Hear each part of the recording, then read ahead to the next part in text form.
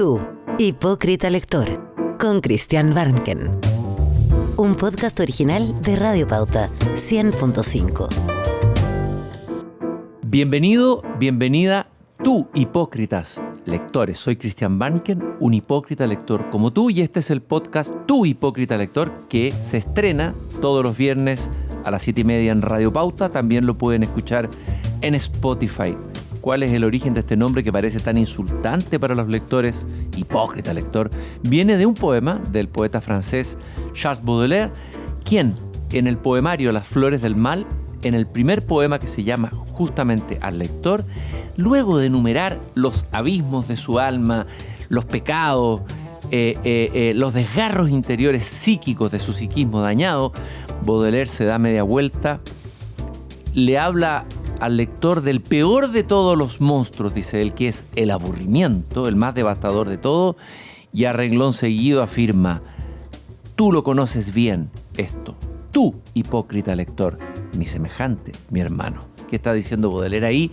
Que cuando leemos un libro, o leemos a veces incluso desgracias, abismos de un escritor, estamos leyéndonos nosotros también a él. No nos hagamos los lesos. Esa es, por lo demás, la gran gracia de la buena y gran literatura. Hoy día tenemos a un hipócrita lector que, sobre todo, diría yo, es un hipócrita narrador. Es un hombre que ha hecho un camino muy interesante en la televisión, en el periodismo, a través de la pasión de narrar, de contar historias. Carlos Pinto, en Tu hipócrita lector. Carlos, qué gusto de poder conversar contigo hoy día. Para mí es un placer. ¿Cómo estás? Bien, estamos Christian. Muy bien. Bueno, estoy presentándote como periodista, como guionista, como presentador de televisión y como narrador. De hecho, bueno, todo el público te conoce muy bien. Tú partiste trabajando por lo menos una parte en la televisión en Informe Especial, pero lograste un espacio propio muy interesante con Mea Culpa en el año 1993, y luego, en un giro distinto hacia fenómenos o historias paranormales, Mea Culpa tenía que ver más con el delito y con la redención, o la probable redención, El día menos pensado. También has hecho telefilm policiales y has escrito libros: El silencio de los malditos, El jardín de los inocentes y el último, El camino de las bestias, que entiendo fue presentado con un éxito de público impresionante en el Teatro Oriente, desbordado de público, que fue acompañarte, lo que es para un escritor muy gratificante, ¿no? Ver a todos sus lectores que están pidiendo además la firma del escritor. Muy bienvenido, Carlos, a esta conversación. Y en el fondo esto es un confesatorio fundamentalmente de lector, pero también de autor, lógicamente. Hablemos un poquito de tu infancia, siempre vamos al comienzo. Entiendo que eres hijo de un fabricante de zapatos, de un zapatero, noble oficio, un poco desaparecido hoy día. Antes veíamos las tiendas de los zapateros en la ciudad.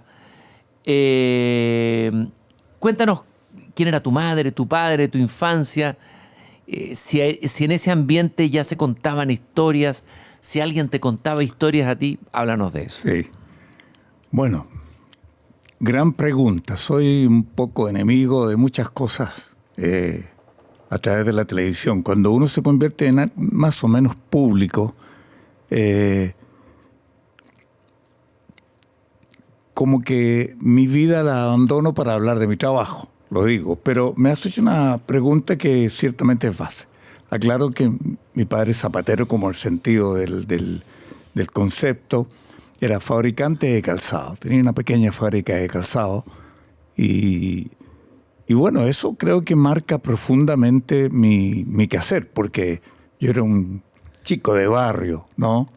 Que le encantaba jugar a la pelota y muchas cosas. Y el barrio donde yo estaba había gente muy modesta también. ¿Dónde era eso? Yo viví en el sector de Lord Cochrane, Avenida Mata. Perfecto. Es un barrio interesantísimo, muy cerca de un patio enorme que tenía yo, que era el Parque O'Higgins, ¿no? Imagínate, ese era tu jardín. Claro, mi jardín, claramente. Ya. Y me recuerdo jugando a la pelota en la calle, para cuyo efecto me debía sacar los zapatos y ser uno más, porque era peligroso uno con zapatos. La calle te llevaba a jugar a pie pelado, ¿no? De esas pichangas me acuerdo. Y de esas pichangas callejeras, Claro que tengo hermosos recuerdos de mi infancia. Creo que se define graciosamente y en forma muy interesante por esa comunión, tener el patio fuera de tu casa, ¿ya? Eso a mí me marca mucho porque logro guiar mi vida por un entender de cómo es la vida. Formar un equipo con los que habían ahí en la calle sin importar para qué lado tiraba ni quién era. Muchas veces no les sabíamos nombre y se armaban estas pichangas. Bastante... Esa fue la escuela de la calle, la escuela de la vida, por decirlo así. La escuela de la vida. De ahí que ponte tú, me gustó mucho el neorrealismo italiano, por ejemplo. Cine. Sí. Claro. El ladrón de bicicletas de Vittorio De Sica y tantas grandes películas, ¿no? Ciertamente. El ferroviario, Pietro Germi, por ejemplo, también van marcando, porque tienen mucho que ver con lo que uno atisba desde que empiezas a abrir los ojos. Y ver la vida y quedarme, ponte tú, más tarde con otras películas que hablan del neorrealismo, ¿no? Como Cinema Paradiso, que me marca también mucho. De que Giuseppe Tornatore. Tú sabes que tuve la suerte de entrevistarlo a Giuseppe Tornatore en Roma. ¿Verdad? Una larga y conversación interesante como esta que estamos teniendo acá. ¿Qué tal es? Me imagino que es un tipazo, ¿no? La mejor impresión de él, fue muy generoso, nos abrió el estudio en Cinecittà. Estaba terminando de editar la película Novecento y nos contó toda la historia de cómo estás contándome tú ahora su historia, su infancia, el cine, cómo lo marcó. Es una maravillosa y bella película. Y estas películas del neorrealismo italiano, me imagino que tú las veías en cines de barrio. ¿Cómo era ese? En cine de barrio. Tuve un padre que me dio siempre la posibilidad de darme una pequeña mesada que me permitía a mí, siendo muy niño, abordar todos los cines de barrio del centro de Santiago, que eran los cines que estrenaban las películas. Fascinante era el mundo de los cines de Santiago. Fascinante. Mira. El Gran Palace, el Rex, el Astor, en fin. El Metro, ponte tú, yo iba mucho, claro. Era muy pequeño y yo iba al cine, sí o sí. Creo que me veía unas 8 películas a la semana, creerás tú. 8 películas, imagínate. Sí, iba bien sábado, domingo, y lunes también, un rato que salía de clase, aprovechaba de ver otra más. Hice mi vida eso y ahí condicioné. Y quiero aclarar, ya que me has presentado, si yo te hablara de mi oficio, porque esto del arte siempre es un oficio, madre es haberme convertido en director de cine, que esa es mi profesión madre. ¿Ya? ¿Y tú querías ser director de cine cuando empezaste a ver esa película como tu primer sueño? Siempre. De lo que querías. ¿Siempre quisiste ser director de cine? Siempre, y lo logré. Y claro, me fundé en una capa de periodista porque mi título me permitía, como licenciado en comunicaciones, poder abordar. Además estudié periodismo publicitario. Entonces todo me guiaba ahí en un país donde lo que más se semeja es... que yo hubiese querido ser astronauta en Chile, ¿no? Ya. Generar la idea de que uno puede hacer cine. Es un sueño, estudiar para un sueño. Oye, Carlos, bueno, y ese sueño lo fuiste desarrollando de diferentes maneras. Este interés por el neorrealismo italiano, por la realidad, en el fondo, ¿no? Por la realidad de los personajes a veces más vulnerables, más frágiles de la sociedad italiana, que lo hacen con tanta maestría esos directores, Vittorio De Sica y otros tantos. De alguna manera tú también lo empezaste a hacer con la cámara cuando en la etapa de la transición te volcaste a registrar ese país real y fuiste, no sé, a un primer reportaje en la población La Victoria, los niños presos en la cárcel de Puente Alto. En el fondo hiciste una suerte de neorrealismo chileno reporteando, ¿no? Sí. Puedo decir que, no sé si chileno es pretencioso, pero... Sí, más allá de copiar un estilo, es una forma de mirar la vida, digámoslo. Claro. Que la mantengo hoy día. Es que es menos pulcra, ¿no? Yo no creo en la perfección. Por lo tanto, en el cine me ayuda muchísimo el saber que puedo cometer errores tras errores si tengo claro ese sentido nuevo de la pulcritud de mi trabajo cinematográfico. Y me doy cuenta que me hace bien eso, que mea culpa nace en un momento muy especial donde, si no es por el rating que tiene desde el primer episodio que hice, no hubiese tenido un rating aceptable, el programa no existe. Desde luego, es implacable la industria en eso. No existe, no habría. Pero no digo porque tuvo buen rating, sino que porque fue la capa que lo cubrió para que no fuera eliminado, que eran los planes iniciales. La idea era cómo sacar este programa olímpicamente, porque no era propio para la televisión. No es propio mostrar lo que yo mostraba y no es propio quitar la belleza física de los programas de televisión. Uno siempre mostraba a gente bien vestida. Glamorosa. Sí, no glamorosa, que podía reírse y mostrar todos sus dientes. Y yo mostré a la gente que le faltaban dientes. Claro, y de alguna manera Mea Culpa desde el primer momento enganchó con algo. Fueron 14 años, entiendo, ¿no? El 14 años de Mea Culpa. Yo lo hice hasta hace 3 años atrás. Yo hice Mea Culpa también. Ya, o sea, más tiempo todavía. ¿Qué es lo que tú crees que enganchó en Mea Culpa con el público chileno? ¿Qué es lo que pasó ahí? ¿Por qué? Me imagino que has pensado sobre eso. Aparte, uno podría decir es el morbo, pero hay algo más profundo tal vez. Bueno, morbo, yo me niego a aceptar la idea de morbosidad porque yo no me quedé en la herida, no me quedé en el crimen, claro. Me quedé en la persona, siempre me quedé en la persona. En lo humano. Siempre es lo humano. Yo no voy a la cárcel a entrevistar criminales, voy a entrevistar personas que han cometido un crimen. Y eso ha sido como mi gran axioma frente a esto. Y tú has dicho, perdón, Carlos, por ahí, de que de alguna manera ninguno de nosotros, todos podemos ser presa del odio, de la sed de venganza. Ese es el epígrafe de tu último libro. El descontrol de la vida puede convertirnos en bestias, ¿no? Y dice, nunca olvidemos que la única diferencia con el resto es que de los restos de los animales, que estamos domesticados. Sí. Ahí hay una idea de fondo de qué es lo que fuiste tú a buscar ahí en Mea Culpa. Claro. Cuando cierro la idea de Mea Culpa, evidentemente, porque creo que figurativamente doy vuelta a la cámara y muestro a quienes permiten que uno esté en pantalla. Vale decir, la cámara mostrando glamour, como tú dijiste, belleza física inclusive, había que tener una pinta para estar en televisión, y lo único que tenía yo era mi apellido, Pinto, ¿no? Y eso que me da vuelta te permite mostrar la realidad. ¿Por qué dices tú? Y te respondo con una palabra. Creo que logré que la gente se identificara, que viera un país que le pertenecía, que viera calles que conocía, que viera lugares, plazas por las cuales transitaba. Eso fue para mí la bofetada que uno le da a la sociedad, o el cariño que uno le hace a la sociedad, verse identificado a través de la pantalla.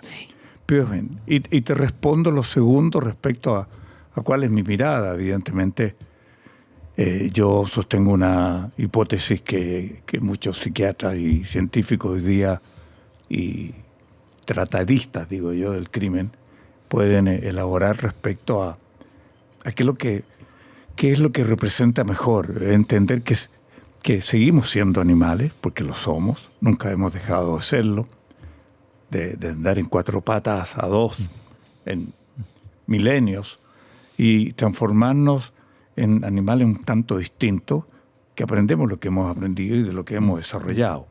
Hoy día los animales los tenemos en el zoológico y pagamos entradas para verlos. Y nosotros seguimos siendo animales, y nunca nos olvidemos. Y no olvidarse de eso es entrar a esta posición que nos desestabiliza, y eso me gusta mucho. Sentir que sí soy animal y que sí puedo cometer un crimen. Voy a usar una palabra de mi acervo fílmico, el día menos pensado. Cualquiera puede serlo. Bastaría que la domesticación de la cual nos hemos nutrido sistemáticamente, entendiendo por ello todo el acervo cultural que nos empaña. La educación, etcétera. La educación, todo nos convierte nos domesticamos. Pero la domesticación se pierde cuando no hay un registro de una situación que no se provoca. Bueno, Y yo eso. pienso, cuando estás contando todo eso, pienso en la película El Chacal de Nahuel Toro, de Miguel Litín, que mostró un caso brutal, terrible. Yo creo que ahí Litín hizo un punto. Me imagino que es una película que tú viste y que Sí, ciertamente. rima mucho con eso que tú hiciste en Mea Culpa. ¿Eh? Ciertamente, claro. Es una película brutal, además con desenlaces brutales, de una época que era brutal también de todo punto de vista. Claro, mira, es una película que yo diría es un paradigma de lo que yo desarrollé contando historias. Sí, soy un contador de historias, pero también tengo un trasfondo muy significativo que me mueve a no salirme del porqué de estas historias, buscando exactamente el punto de inflexión donde nosotros podríamos trastabillar y darnos cuenta que seguimos siendo animales, porque lo he dicho tantas veces, cuando no hay registro de una situación en nuestras vidas, el único registro es el instinto, ¿no? Cuando llegamos a nuestros hogares y encontramos nuestra amada o nuestro amado en brazos de otro, es probable que uno no tenga el registro de la infidelidad del otro. Y ahí, como dice la cueca, ahí te quiero ver. Ahí te quiero ver y ahí despierta el animal dormido, el instinto de venganza o de lo que sea. Estaba pensando, para unirlo con lectura, a lo mejor no sé si lo leíste o no, o significa, tal vez no tenga nada que ver, pero me acordé de la novela Crimen y Castigo de Dostoyevsky. ¿No? Dostoyevsky ahí en ese libro, que entre paréntesis se ha convertido, curiosamente, he leído en los últimos años en un libro que están leyendo muchos los jóvenes. Ha vuelto Dostoyevsky, algo pasa con Dostoyevsky. Se mete en el tema del crimen y la redención, ¿no? El crimen y el castigo, ¿no? Y nos hace seguir a un personaje, empatizar con él y darnos cuenta que a lo mejor nosotros podríamos haber sido él, Raskolnikov, ¿no? Sin duda, sin duda. Pero yo diría que es otra perspectiva porque está el crimen y el castigo, el cómo yo castigo como sociedad, ¿verdad? Yo estoy en un punto distinto. Voy exactamente a la vulnerabilidad de la raza humana. Ese es el punto para mí. Y eso me lleva a una conquista interminable de cómo puedo resolver, más que resolver, no tengo esa intención en realidad, dije mal, es cómo mostrar estos destellos que podrían. No significa que cuando te sucede algo que no conoces, te conviertas en animal. Digo que dependiendo de la situación, sí puede revolotear el pájaro loquillo que tienes en tu vida y convertirte, ¿no?, en un criminal, quitarle la vida a otra persona, vulnerar los códigos de la sociabilización. Eso es lo que a mí me inquieta, ¿no?, y que yo realizo. Vuelvo a un poco a tu pregunta, que yo realizo a través de la literatura. Cuando yo hago Mea Culpa, voy a entrevistar personas que han cometido delitos, ¿no?, y que los van a seguir cometiendo probablemente porque tienen muy pocas posibilidades de redimirse en las cárceles chilenas. Pues bien, cuando yo escribo un libro, no voy tras un criminal, voy tras un individuo que puede ser cualquiera de nosotros que podría cometer un crimen, que es distinto. ¿Y eso está en tu última novela, El Camino de las Bestias? Diría yo que Danos un adelanto del texto. Mira, El Camino de las Bestias tiene que ver con personas que son profesionales, personas que no tienen problemas económicos, problemas que están instalados en la sociedad y que son semidioses, ¿no? Médicos. Claro, semidioses, casi dioses, diría yo, en un cierto sentido. Médicos. Sí. Y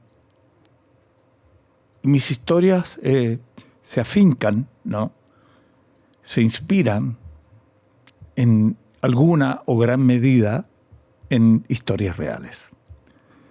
Esto significa que mi tronco, que me obliga a crear, a modificar para subrayar lo que yo te explicaba antes, tiene que ver con ese acento. Y seguimos la huella de ellos, de los protagonistas de mis historias.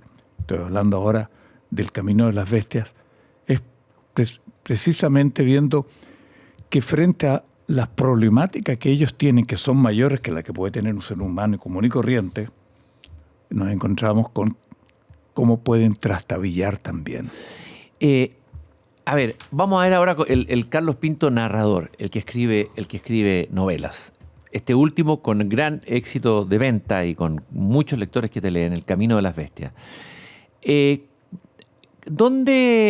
¿Cuáles crees tú que han sido tus maestros o los escritores que te han servido a ti o te han nutrido o te han tal vez enseñado o técnicas narrativas o por osmosis? Porque si uno lee un autor y va tomando por osmosis esa técnica narrativa, ¿cuáles serían tus referencias?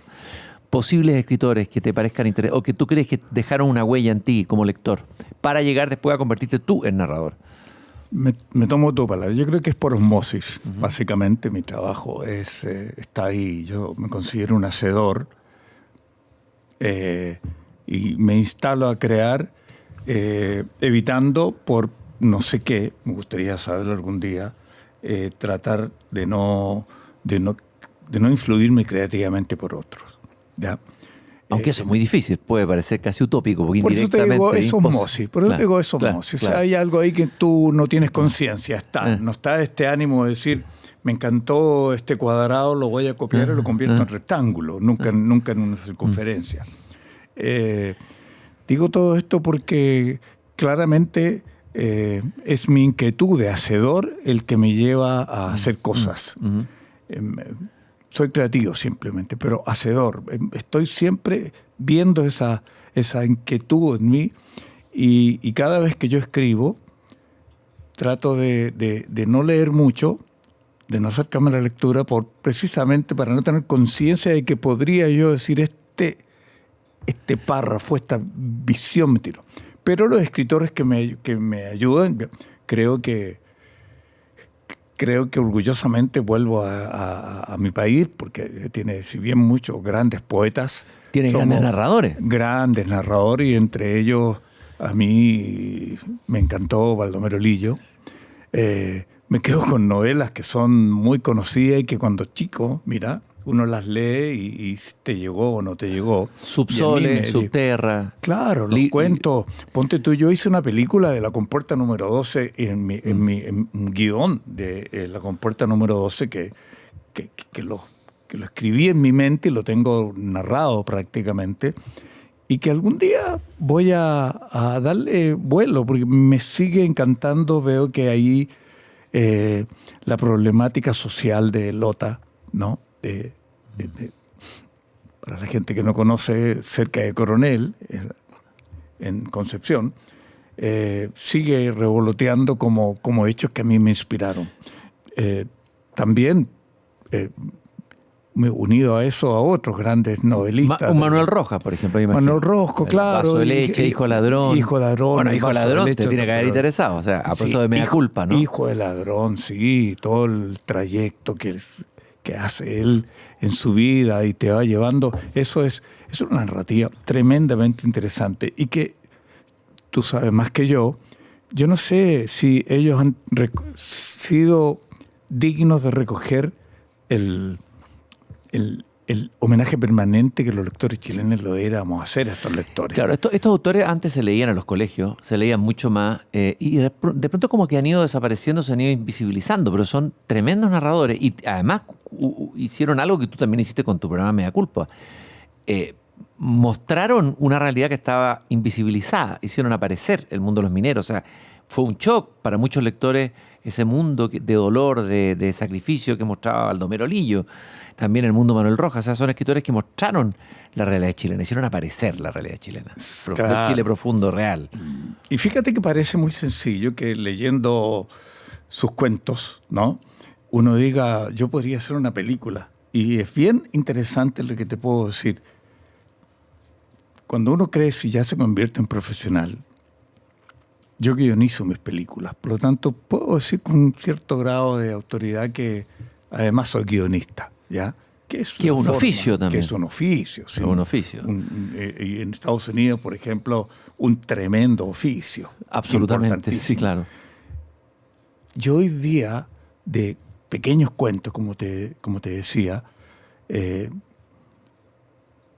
le tengo tanto respeto que no es narrar lo que él cuenta, es cómo a partir de ahí, como lo hace Antonioni con Bestiario, con... El Bestiario de Cortázar. Claro, con Cortázar, con Blue Hat, por ejemplo. Sí. Que dicho sea de paso para la gente, en estos días la están volviendo a exhibir, ¿no? Es interesante porque el cuento pareciera que no está, pero está, ¿no? Sí. Y ahí yo creo que está la magia. ¿Cómo? Porque no es sacarle una foto a ese cuento y hacerlo fotográficamente o audiovisualmente. Es cómo rescatas tú la esencia de ese autor. Entonces, por un lado, muy fácil hacer un dibujo de Subterra, de Subsole y de muchos cuentos de Aldo Meroglio, por ejemplo, pero no es fácil. Es de un respeto enorme porque tiene que haber una interpretación. No es narrar cada frase y la convierto en película. ¿Dónde aprendiste tú? ¿Fue autodidacta? ¿Cómo aprendiste a escribir guiones? ¿Tuviste algún maestro, algún referente? Y que me cuente un poco cuál es el secreto de un buen guionista, del arte del buen guionista. Sí, es pretencioso pensar que uno es dueño de ese secreto y puedo decirte Pero el tuyo. cómo se hace. Claro. Es que el mío, yo estudié cine durante 6 años y medio. Soy licenciado en comunicación en la Universidad Católica y soy director de cine, título que nunca he mostrado porque un escritor tampoco muestra un título de director. Todos estos trabajos se hacen en la vida, pero estoy curtido por una enseñanza académica muy profunda. ¿Te acuerdas de algún maestro que te haya marcado, alguien? Sí, claro. El propio Raúl Ruiz fue profesor nuestro. Imagínate tener a Raúl Ruiz de profesor. Claro. Wow. ¿Y te acuerdas de algo, alguna clase? ¿Cómo enseñaba él? Yo asistí porque yo en la universidad de repente hacía algunas clases, pero yo estudié más profundamente, aunque tú no lo creas, con Sergio Bodanovich, que era profesor de dramaturgia. El gran dramaturgo Sergio Bodanovich, sí. Y ese peso dramatúrgico que lo tenía muy bien inscrito en su academismo, es lo que uno empieza a conjugar, porque cuesta mucho que pase la dermis y epidermis, ese conocimiento, si no es con el oficio del hacer, ¿no? Yo hacía una película cada 6 meses y todo este conocimiento uno lo va viendo que es impotente a rato poder interpretarlo. Tuve un gran maestro que Sánchez, el cura Sánchez, que era un tremendo cineasta, que aprende, que me enseña edición. Ponte tú, que fue maestro mío en la compaginación. Es otro oficio. Pero todos esos oficios te permiten, porque cuando tú escribes compaginando. Cuando escribes haciendo cámara. Cuando escribes, escribes escuchando música. Todos esos elementos, como un concierto, piano, violín, vientos, forman la sinfonía que es el cine. Entonces, no soy de aquellos que pienso que estudia guión y ya. Un guionista tiene que ser un hombre de oficio cinematográfico. Y yo me di cuenta que hice actuar gente de la calle para hacerme la culpa. Y me di cuenta que lo usaba como ilustraciones, como los monitos animados. Tú entras al banco y luego sales arrancando porque robaste el banco. Y yo narraba eso. Y luego fuimos creciendo y tuve que darle textos a los actores.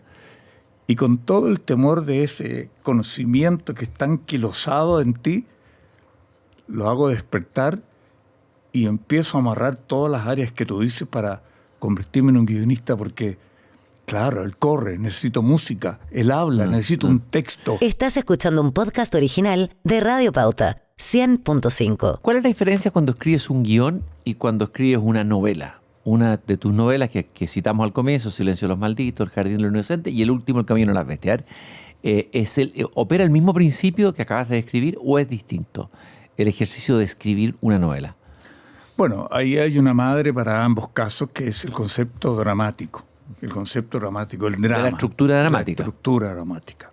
Cuando tú conoces bien la estructura dramática, puedes entonces tocar más fácil esos instrumentos. Primero distinguirlo, porque estamos frente a dos artes distintas. Son dos artes que tienen propiedades particulares. La literatura y el cine son artes más bien uno es artesano de ellos, puede serlo, pero son distintas. Entonces el guión no es exactamente 2 rayitas, un libro dramático, ¿no? No es una obra de teatro en sí. Primero porque uno tiene 4 o 5 elementos, o muchos más todavía, que son tus lápices con los cuales escribe. Todo lo audiovisual, el sonido, la música, los movimientos, el actor. Sin embargo, la literatura tiene la magia de que solo está en tu mente y trabajas solo con la escritura. Lo audiovisual, si es que puedes, en mi caso pude, nunca lo supe hasta que se dio, supe ponerle imagen a la escritura. Cuando logré eso, pues entonces le llevé a la cabeza al escritor lo que yo conocía como imágenes, pero que no son cinematográficas, pero lo son también. No lo son porque no hay audiovisual, hay solo lectura, hay solo imaginación.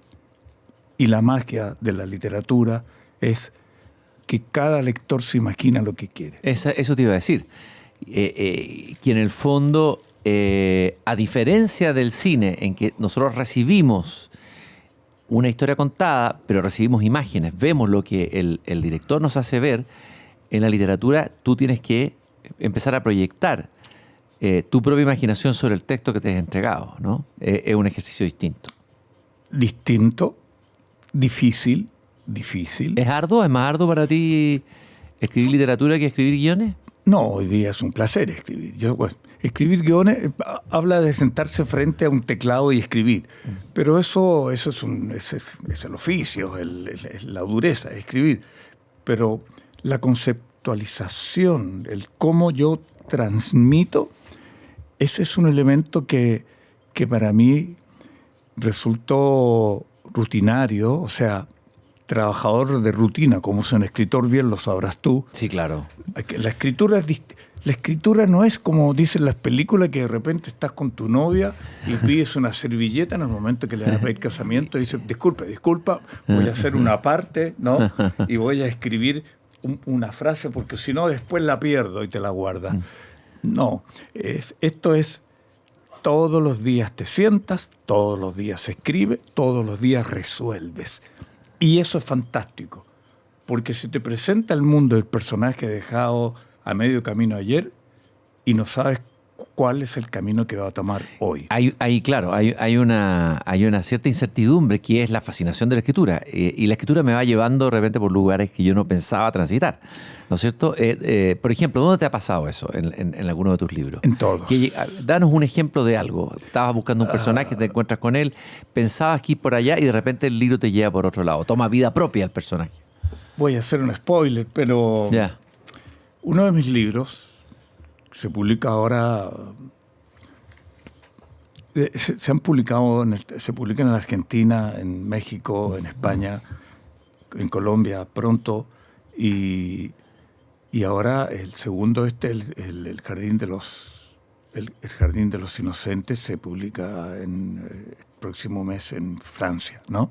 Traducido al francés. Está traducido al francés, obviamente. Y qué emocionante era encontrar lectores tan distantes de Chile, que te van a leer en francés. Interesante esa experiencia como escritor, ¿no? Para mí, más que interesante, es vivificante. Yo tengo una mirada de niño permanente, por lo tanto nunca mis pies llegan al suelo. Entonces estas cosas las miro para arriba con el mucho respeto que significa. Y logro entender ese goce que también significa poder entender que lo que escribiste en los 2 metros cuadrados de tu sucucho vuele a magnitudes que la verdad no logro entender el proceso que puede haber a partir de allí, ¿no? Pues bien, en ese libro hay un personaje importantísimo y recuerdo que un día yo estaba un poco entrampado, no tenía la luz verde para pasar al próximo camino, ¿no?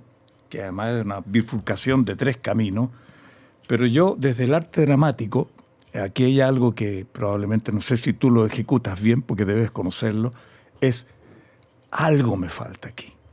Esto viene caminando bien, el camino está despejado, algo me falta a mí. Que un policía detenga el auto y le pase un parte al chofer. Posibilidad. La otra es que el tipo caiga al río porque se distrajo. La otra es que choque y casi muera. ¿Qué hago? ¿Qué hago? Y dejé de escribir. Me acuerdo que era como a las 4 o 5 de la tarde, era medio invernal, y me bajé a tomar un café. Y no hablo yo cuando hago eso, ¿no? Empiezo a darme vuelta y mientras revolvía el café, este es James Bond. Ajá. Pero tengo que matarlo. Tienes que matarlo, claro. Lo digo y digo, no, pero ¿cómo se te ocurre? Ajá. Pienso y duermo en eso, en las consecuencias de esa decisión. Y cuando entiendo que me cambia el devenir que uno tiene más o menos inscrito, digo, salgo ganancioso. De un camino de 2 pistas me paso a una autopista. Bueno, ahí empieza la aventura. Ahí empieza la verdadera aventura de la escritura, ¿no? Y uno, pero ¿cómo puede ser? Nunca estuvo en mis planes. Mira, nunca estuvo en mis planes. Sin embargo, el desarrollo a partir de ahí es como que abres qué sé yo, un lago, ¿verdad? Una represa, y sale el agua que fluye. Y bueno, yo creo que eso le dio a ese libro una característica tremenda. Y eso fue tu inconsciente. Es algo que viene de adentro. Claro, es que el inconsciente yo creo que no existe. Todo está en tu cuerpo antes, y el inconsciente es algo que aflora. Es como que cuando de chico aprendes un idioma y luego te cambias de país, lo más probable es que cuando tengas 20 años hay una renovación. No es que haya aprendido inglés de la nada. Esa inconsciencia está, claro, es una inconsciencia, pero está almacenado en uno, ¿no? Y todo vuelve a lo mismo. Todo lo que está almacenado en nosotros puede salir. La domesticación, la pérdida de eso, es un almacenamiento de tu vida. Y como somos animales, también podemos sacar los colmillos nuevamente. Carlos, ¿no? Estos libros tuyos, el último, El Camino a las Fiestas, ¿dónde podríamos catalogarlo? ¿En qué género? ¿Novela policial, novela negra? ¿Dónde la colocarías tú? A ver, yo no hago los libros pensando en el género. No, lógico, entiendo. No, pero que hay gente que dice, yo escribo una comedia. Perfectamente. Podría yo decirle, escribo una comedia y por lo tanto todos los diálogos son te causan risa, ¿no?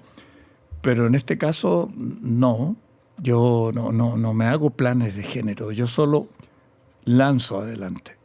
No tengo esa pulcritud. Y desde ese campo puedo decir que claro, yo escribo novelas, pero mis novelas pasaron a ser como true crime. Es decir, y ya toman tu trabajo y la gente o los críticos, ustedes juegan en este equipo, no juegan en este otro. A mí me encantaría hacer una novela de amor hoy día, de novela rosa, para ver qué pasa. Porque te encasillas, te llevan, sí, te claro. empujan. ¿Y la novela policial te ha interesado? ¿Eres lector de novela policial, de novela negra o no? Sí, está. Ahora ponte tú, estuve leyendo a Jurado, un jurado que tuve la posibilidad de entrevistarlo incluso. Es interesantísimo lo que le hace. ¿Qué es lo que hace? A ver, ¿por qué es tan interesante? ¿Por qué te interesó? Porque él se mete en dibujos policiales y va resolviendo, como yo recuerdo, me sucede cuando no tengo un padrón de hecho afincado en un hecho real, que me ayuda mucho. No suelto ese cable yo. Eso es lo que me pone con un pie en la tierra. Él es bien atrevido. Yo creo que se lanza y dibuja porque no está inspirado en un hecho real. Está inspirado en su locura creativa, ¿no? Entonces me interesa eso porque él juega mucho a construir, a que le des una frase, una idea, y él te construye ya el inicio de la novela, hace el nudo dramático. Él juega eso, es bien loquillo en ese sentido. ¿Hay alguna novela o algo de él que recuerdes o puedas recomendarnos? La Reina, ¿no? La Reina Roja. La Reina Roja, ¿ya? Y ¿Qué cuenta la historia de qué? Bueno, La Reina Roja es una saga. Reconozco que me entretuvo mucho el libro, pero es una saga. Tiene una heroína, ¿no? Que también es un hecho importante. No es Jane Bond, sino una mujer la que lleva esta trama policial. Es una mujer que tiene unas cualidades increíbles desde el punto de vista investigativo, que es capaz de suponer, de intuir, de ver más allá. En fin, está un poquito fuera de lo que yo trabajo con un pie en la tierra. Hay muchas cosas que él hace que vuelan, ¿no? Me gusta cómo resolvió ese cuento al final. Es un tipo que logra algo que debo admirarlo. Es capaz de hacer en la literatura una persecución de autos, por ejemplo, y uno se sume en esa velocidad que él lleva solo narrativa. Es como ver una película de Tom Cruise, como tú, de Misión Imposible, con un narrador que me lleva, y yo lo veo fantástico. Eso te requiere mucho talento, no es llegar a escribirlo ni contarlo, ¿no es cierto? No, Ese yo lo veo narrativo. y es más es incopiable. Yo trato de nunca copiar, pero es incopiable. Es ¿cómo hace para llevarte a esa velocidad, darle velocidad a una narrativa sobre un auto? Creo que ahí hay mucho talento. Sí, sin duda hay mucho talento. Y resuelven como todas las novelas policiales, ¿no? Se pone. Solo que en el caso de él siempre dejo una puerta abierta porque ahora tiene otra, Todo muere, que está también es una saga que yo también fui inspirado al principio con mi primer libro en hacer una saga, pero digo yo, si te siguen 100 personas, lo más probable es que en el segundo se sigan 50. Y así desapareces, ¿no? Oye, y literatura latinoamericana, me imagino que te interesó en algún momento, ¿no es cierto? Hablamos de los autores chilenos, otros novelistas, otros narradores que te hayan interesado o que de repente vuelves a leer o releer o que recuerdes vivamente. ¿Cuáles? Gao me interesó mucho Gabriel García Márquez. Gabriel García Márquez, el realismo mágico. Además, él era periodista y también guionista, entonces se mueve en esa... Posteriormente fue guionista, ¿no? Claro, sin duda. No, pienso que, bueno, su vida es admirable, desde luego, pero me encantó mucho lo que él va logrando con esta forma tan, yo diría, tan veloz de escribir y inventar una cosa tras otra. El neorrealismo mágico te lleva a comprender la vida de una perspectiva tan fantástica, tan de tercer plano, digo yo, ¿no? Uh-huh. Donde cuesta leerlo. Yo recuerdo que cuando vino a Chile, ¿no? El productor que trabajaba conmigo me cuenta que tuvo como misión ir a dejarlo al aeropuerto. ¿Ya? Y él estaba obsesionado y pasa por el Mercado Central yendo al aeropuerto. Como tenía un tiempo, le dijo, bajemos un rato acá y esperamos acá. Y terminaron sentados en estas pescaderías del mercado Central, donde para comer un ceviche hay 3, 4 puestos ahí, como si fuera un bar, y te sirven tu platito. Y en un momento determinado, el concepto de Cuchipito, no sé si tú lo conoces, de una tira cómica, de una... Sí, ¿no? Sí. De Cuchepo, de un tipo que anda sobre una patineta prácticamente, porque tiene las piernas menos, y se monta en eso y se arrastra con los puños de las manos, con un pañito, qué sé yo. Llegó a su lado, que había un asiento, y da un salto felino y se sienta en el asiento sin respaldo. Él cuenta. Y él está mirando esto, así de soslayo, ¿no? Y mira, y se sienta ahí, y pide, al igual que era, un ceviche y todo.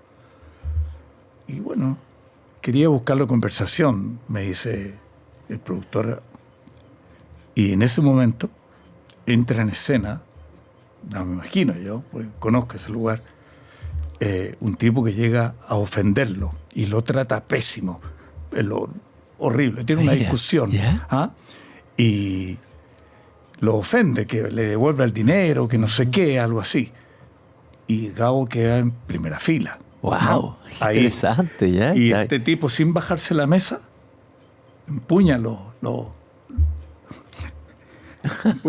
manos ¿ya? y le pega un combo y el tipo cae al suelo y se lanza y empieza con toda su dificultad, esto es entre patético y divertido, y él ve esta pelea. O sea, material para una narrativa. No, y ahí le dice al partner que me cuenta la historia, me dice, y resulta que dicen que yo inventé el realismo mágico. Está acá en el mercado central. Está en el mercado central. Claro, cuando tú logras ver la esencia de esa pelea, ver que alguien que no tiene pies prácticamente le pega una patada con los brazos a su rival, entras en una dinámica que es muy especial. Y ese alimento que tienen los escritores de saber ver donde otros no ven, es para mí la esencia que él tiene de haber tenido. Y la esencia de tu trabajo también. Sí, claro. Sí, por la es. ¿Qué es lo que te alimenta a ti de la realidad? ¿Qué es lo que más te alimenta o te estimula como fuente posible de historia? ¿Dónde? La relación del ser humano con su entorno. Eso me cautiva mucho a mí. Cómo van con su entorno. No solo con sus pares, sino con su entorno. Yo viajo por Ahumada, qué sé yo, huérfano, y veo calzones colgados, ¿no? Nadie los ve, porque nunca miran hacia arriba. Y tú ves que hay tenderetes y hay sábanas y cosas que se cuelgan, y uno dice, estamos en el pleno centro de Santiago, pero nadie mira hacia arriba. Yo soy voyerista. Voyerista. De alguna manera estoy siempre mirando cosas que la gente no ve por naturaleza de mi trabajo. Tiene un instinto de observación. Me recuerda, hay un escritor francés, Guy Maupassant, gran cuentista del siglo XIX, que decían que se sentaba en un banco en la plaza o en la ciudad y seguía a personajes. Se levantaba alguien interesado, quiero saber más de este señor. Y lo seguía. Lo seguían en las calles observando qué hacía, dónde se iba a tomar un café, cómo hablaba. Algo le había llamado de ese posible, se iba a convertir en un posible personaje de uno de sus cuentos. Qué bonito eso. Bonito, ¿ah? Sí, es que es como la locura de Jodorowsky, ¿no? Con Lynch. Con Enrique Lynch. Claro. Cuando caminan en línea recta. ¿Verdad, no? Atraviesan la ciudad. Los techos. Los techos, va saltando. Esas locuras no sé si las haría yo, pero algo parecido uno hace caminando muchas veces. Cuando yo viajo, claro, hago cosas como esa. Siempre veo que alguien adquiere protagonismo por cierta razón y yo me quedo haciendo eso. ¿Cómo va a resolver ese nudo que se hizo ahí? ¿No?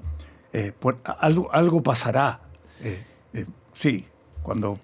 Bueno, una beta tuya fue meterte en la más cruda y ruda realidad, que es la de las prisiones, de los delincuentes, los asesinos, el animal, que somos todos, pero que uno de ellos se despertó el animal y cometió ese delito.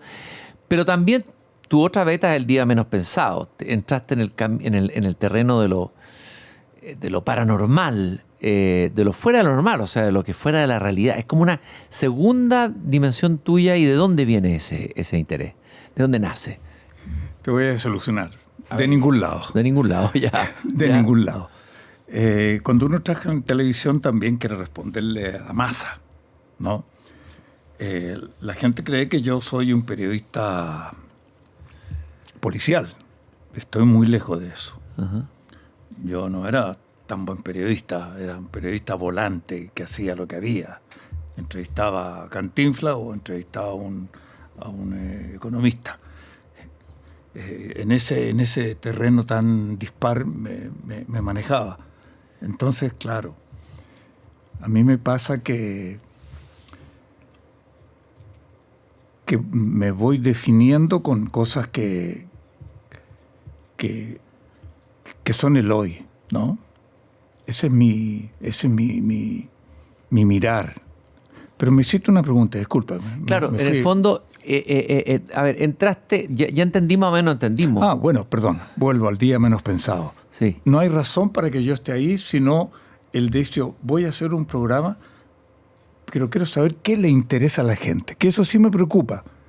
Y registrando los lugares de atención que la gente tiene, me di cuenta que entre los 5 primeros lugares estaban todas las cosas medicinales, porque hubo un tiempo que los temas médicos la llevaban, después bajan a un segundo, tercer lugar. Hoy día no sé si están en la televisión o en las comunicaciones, pero los hechos paranormales estaban entre los 5 más preocupantes para la gente. Y dije, ¿y si uno contara historias? Vuelvo a hacer a mi plano. Historias paranormales, ¿cómo las podría contar? Dije yo, que es más fácil. Debiera tener algún acceso. Así nomás lo hice. Y hice una historia a mi forma. No con trucos. No hago trucos. No traspaso fantasmas por los muros. Todos son personas. Yo podría ser un fantasma, tú un fantasma, y me doy cuenta. ¿Y qué descubriste en ese mundo que no habías indagado antes? ¿Con qué te quedas de ese interés de la gente, de la realidad paranormal? ¿Con qué te quedas de esas indagatorias que hiciste? Me quedo con entender que la gente tiene la necesidad de querer saber qué pasa en un rato más, qué pasa mañana. Es develar el misterio de la vida. Es una obsesión. Y de la muerte también puede ser, claro, pero la vida, ¿qué me va a suceder a mí mañana? Si hago un negocio, véame la mano, dígame, ¿me va a ir bien o no? ¿Le va a ir bien? Hago el negocio. Me quiero comprar un departamento, ¿será bueno que lo compre? ¿Será rentable? Voy a ver a alguien que me vea la borra del café y compro o no el departamento. Es situar la vida, hacer responsable la vida a otros. La vida para mí tiene una sola certidumbre. Es la incertidumbre. Claro. Bajo esa perspectiva, quiero seguir viviendo. No quiero saber qué me pasa mañana. Sin embargo, me metí en un mundo de gente que te asegura que sabe lo que te va a pasar. Viven con el diario del lunes, ¿no? Esa situación a mí me cautiva mucho. No me representa, pero soy hacedor, soy director de cine. Puedo hacerla. Y creo que uno sale muy ganancioso, porque es una experiencia donde digo, están al borde de cruzar esta línea, ¿no? Querer saber qué hay más allá del cielo, ¿no? Ahí, quieren saberlo, quieren quitarle a la vida su esencia.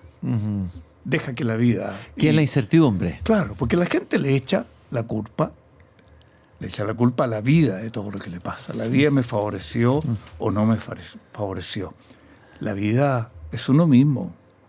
Y tal vez porque hay resabios de un pensamiento mágico que viene muy atrás, ¿no es cierto? Tal vez antes de lo racional hay un pensamiento mágico que opera. No sé si es mágico. Mágico en el sentido de prerracional. O sea, las culturas anteriores, primordiales, antes de que llegara la razón, la ciencia, explicaban la realidad a través de explicaciones mágicas, ¿no? Y eso tal vez se mantenga en el inconsciente de todos nosotros. Yo pienso que es una necesidad malsana querer adelantarse a lo que te corresponde. Se me ocurre decir que una suerte de axioma, entender que uno se siente más grande, más maduro, cuando se da cuenta que es capaz de esperar lo inesperado, ¿no? Cuando a la vuelta de la esquina no sabes qué va a suceder, pero cuando está maduro, sea lo que sea, lo vas a enfrentar responsablemente. Ahí uno dice, vaya, he dado paso sustantivo, pero no sé qué va a pasar. No sé qué va a pasar. Y eso se aplica a lo que hablábamos antes, la escritura, desde luego. No, la escritura, claro. Ahí también. Lo mágico está en la escritura. Y aquí, lo que te negaba recién como la magia de la vida, la magia del escritor está en que sí yo puedo inventar el mañana. Y eso es una facultad del escritor. El poeta es un pequeño dios, decía Huidobro. El narrador es un pequeño dios también, ¿no? Tal cual. Yo puedo inventar el mañana. Yo puedo hacer que tú tengas 7 vidas. Yo puedo hacer que tú vueles. ¿Qué poder más grande que ese? ¿No? Eso tiene el escritor. Yo estoy empezando. ¿Y empezando qué? ¿En la escritura? ¿En la escritura literaria? Claro. Llevo tiempo, llevo páginas, todo lo que quiera. Y voy a morir empezando. Mi vida es siempre empezar. No puedo decir soy. Yo siempre estoy siendo. Es un entendimiento de deja que la vida concurra. No soy, estoy siendo. No te pregunté al comienzo alguna lectura de infancia, cuando eras niño, jugabas a la pelota, me hablaste del cine. ¿Hay alguna historia, un cuento que te hayan contado, algo que se te haya quedado en tu inconsciente, en tu ser más profundo, algún libro? El primer libro que te haya emocionado más, Carlos, o conmovido, algún recuerdo. Mira, yo veraneaba en Concepción y hacía viaje a Coronel Lota. De ahí, que te reitero, hay un cuento que se llama La compuerta número 2. De Baldomero Lillo. De Baldomero Lillo. Cuando yo lo leí lloré. Tenía 10 años, 12 años, lo leí por obligación, pero me encantó. Y ahí creo que me inicio en el valor de la narrativa. Ver a este chico ahí, ver la necesidad de una familia, que yo conocí, familia, que le llega el aviso de que le queda nada de trabajo al padre, y como minero, ¿qué hago? Y buscando en su confusión, mira a su hijo único que revolotea en el patio de su casa y decide llevarlo y ponerlo en un trabajo que entiendo se llamaba La compuerta número 12, donde él tiene que abrir y cerrar. Y ese destierro, ese despojo, ese ¿cómo diría yo? Ese compromiso con el trabajo y la necesidad de matar el hambre y de quedar cesante es mortal para ellos, tiene que haber sido en ese instante, y elegir a su hijo. Entonces yo veía, y si yo hubiese sido ese hijo que lloraba, y el tipo, ahí vi, como te dije, yo tenía un guión, veo a ese padre que cuando lo abandona y lo deja en manos de un capataz y le explica lo que tiene que hacer, él recién entiende ahí que su padre lo va a dejar solo, y al caminar unos restos de pasos, él se detiene. Es una película, y mira para atrás, y va a volver, y yo esperaba que volviera, y se da una Verónica y sigue, y los gritos de ese chico lo escucha hasta perderse. Y eso, ahí comienza para mí la película. Y ahí comienza también para ti la literatura, y tal vez comienza el cine. El valor de la narrativa. El valor de narrar, el arte de narrar. Qué grandes, tú lo dijiste muy bien, escritores tenemos los chilenos, grandes narradores, que hemos de repente dejado de lado por otros. Pero tenemos ahí una riqueza narrativa que ha contado nuestro propio país de manera magnífica. Sí, claro. Ahí están Manuel Rojas. Creo que Oscar Castro también está entre tus autores que te marcó alguna vez, ¿no? Sí, claro. Un libro que me gustó mucho, que es, creo, La vida simplemente. La vida simplemente. Además, qué lindo título. Sí, claro. La vida simplemente. Sí, es titulazo, claro. Titulazo. Simplemente. Y sin embargo, no es la vida simplemente, es todo lo que te cuenta y te lleva. No. Bueno, y ahí te lees a todos los... Me dan ganas de volver a leerlos porque son muy inspiradores y que lamentable desconocido. Estaba leyendo ahora a la que ganó el premio Nobel del año antepasado, Hank, ¿no? ¿Peter Hanke? Una mujer. La mujer, ya. Que ganó, no este año, el anterior. Sí. Ya. Hans, Sí. Qué interesante también, a mí me gustó mucho. Es como una versión de mirada muy parecida a la que yo tengo de mujer, que se envuelve en unas situaciones terribles. Mira, me gusta me gusta la improvisación que tiene la vida, que nunca sabes a dónde vas. Es lo que llamaba el escritor norteamericano la música del azar. Así le llamaba Paul Auster. No lo sabía. La música del azar. Carlos, Carlos, yo te quiero agradecer esta conversación que nos has regalado. Carlos Pinto, en Tu Hipócrita Lector, periodista, guionista, escritor. Su último libro, El Camino de las Bestias, que está en venta y pueden ustedes buscarlo y leerlo. Y cuando lo lean, recuérdense de esta conversación que tuvimos, algunos elementos que nos ha revelado de la magia de escribir, la magia de escuchar esa música del azar, esa incertidumbre, que es la riqueza de la vida. Muchas gracias, Carlos, por esta conversación. Cristian, a ti y a tu público. La verdad ha sido bastante grato conversar contigo. Para mí también. Yo soy un hombre de café figurativamente. Y de café conversado. Y desde pequeño me mandaban a comprar el pan. ¿Ya? Y no llegaba nunca con el pan, me quedaba conversando en la calle. Más tarde tomando un café y hoy día perdido en la vida. Y aquí conversando.